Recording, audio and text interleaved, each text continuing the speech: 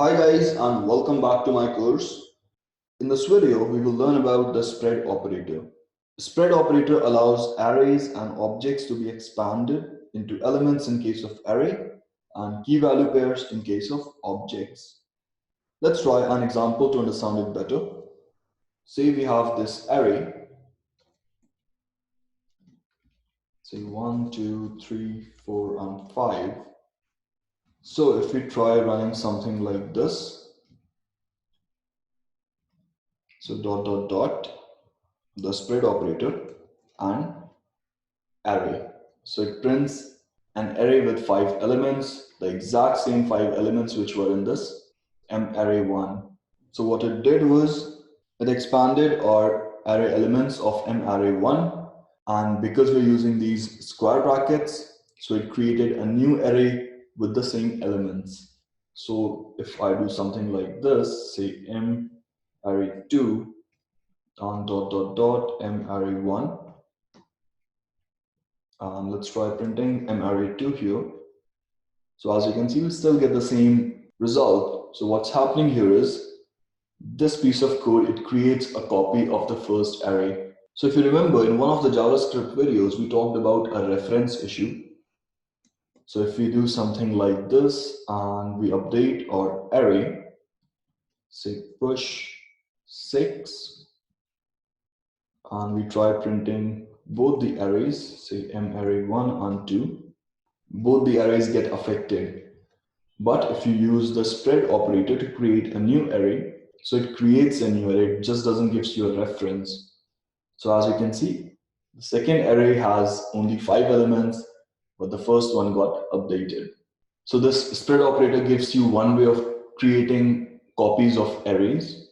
It can also be used to concatenate multiple arrays. So let's say we had 6, 7, 8 here, and now you wanted to create a new array with these elements. So let's say array3. Normally what you would do is array1 dot concatenate array2. If you print the third array, it gives you an array with all these elements combined. Now another way could be using the spread operator. So empty array. So here you can fill in data from first array and the second array. So and array1, it brings all the elements from first array, comma, array2. So it brings all the elements from the second array. So let's save it. And as you can see, we still got the same set of elements. So that's how you can use this spread operator to concatenate multiple arrays. Similarly, if you had more arrays, you could simply do comma, etc., etc. Also, the sequence matters. So if I just change it to this, so now we have 6, 7, 8 first, and then 1, 2, 3, 4, 5. So just a small thing to remember. Similarly, it can also be used to add new elements to the start or the end of the array. Say we wanted 0 at the start, so we can do 0, comma. So as you can see, 0 is appended to the start of the array. Similarly, say we wanted 9 at the end. So as you can see, it's appending 9 at the end of the array.